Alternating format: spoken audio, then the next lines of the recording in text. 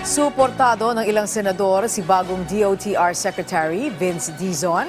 Ang ilan sa kanila inihayag din ang expectation sa bagong liderato ng kagawaran. Si Daniel Manalastas sa sentro ng balita.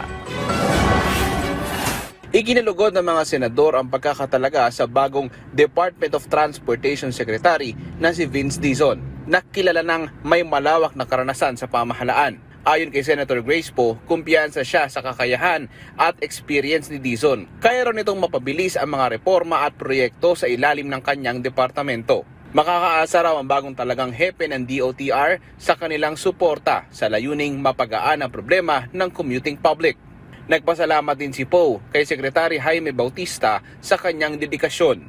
Para naman kay Senador Joel Villanueva, looking forward siya sa liderato ni Dizon at kung paano nito masusolusyonan ang problema sa traffic at maayos na transportasyon. Para kay Senate Majority Leader Francis Tolentino, kwalipikado si Dizon pero ikinagulat niya rin ang pagbitiw sa pwesto ni Secretary Bautista. It's doing good. Siguro health reasons. Alam ko, healthy naman dati. Nagmumotorsiklo pa nga yan eh. Si Jimmy Bautista. Baka may iba na rin siyang kwento na gustong gawin. Sabi naman ni Senator J.V. Ejercito, inaabangan niya na mapabilis ni Dizon ang major infrastructure projects na magbebenepisyo sa mga Pilipino.